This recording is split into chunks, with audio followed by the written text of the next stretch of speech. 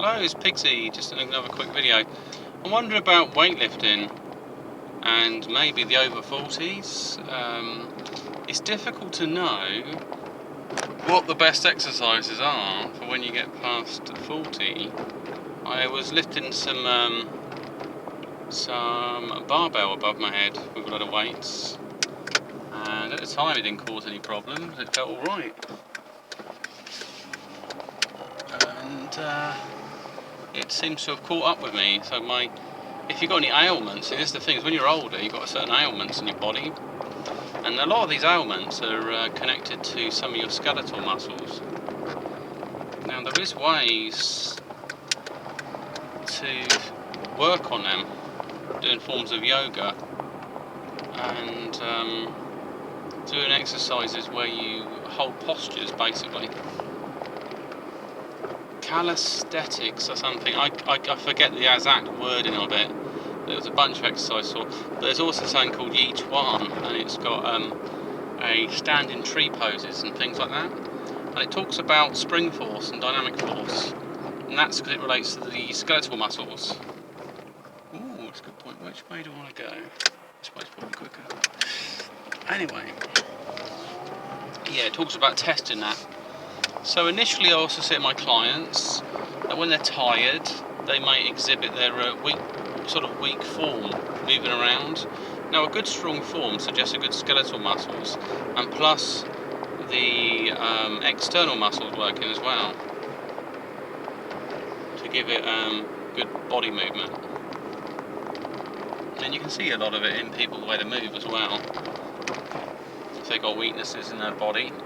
But the problem is when you get to the age of 40 or older, it's likely your body's had, might have had a bad back, or you've injured somewhere else at some point, and all that hasn't really gone away. It's just the rest of your body's supporting it, and it's compensated for it. So it's still in there. So I'm always interested in new exercises that might help that. I guess swimming would help.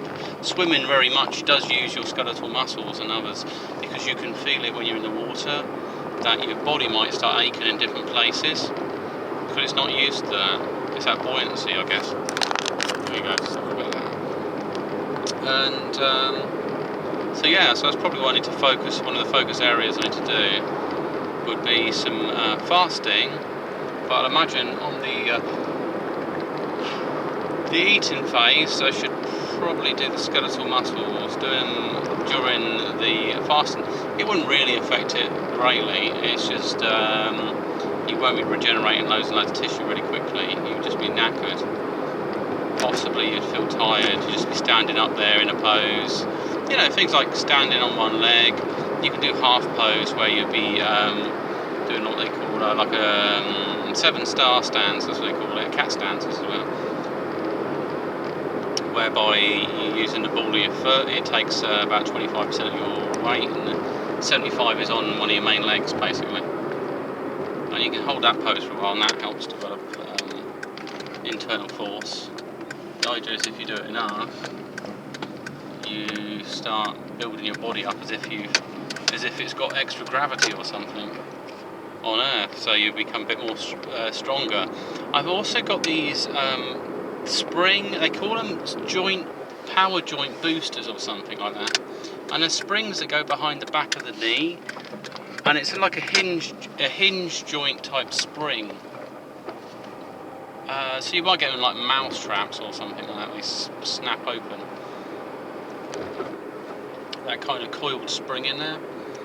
So the idea of that is it takes you could take up to 30 kilograms off your knee joint, so it claims. But the only thing is you've got to strap it above the knee and strap it below the knee, and then you've got this thing right on the back of your knee. And that's per leg, so if I put them both on legs, I might be able to recondition my legs in a different way.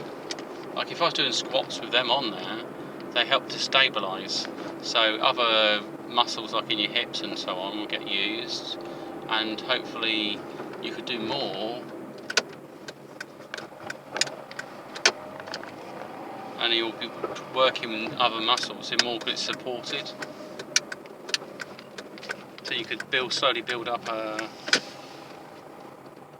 build up on the exercise, and then possibly build to the point where you maybe, you know, you could do like one-legged squats and things. Obviously, you don't want to be too crazy. You could like end up trying to do some move from Tekken. You do like some spinning kick or something. From squatted leg. It'd be insane. But yeah, it definitely could be a cool device. Maybe jumping as well. It may enhance jumping. So I'm going to have a look at that.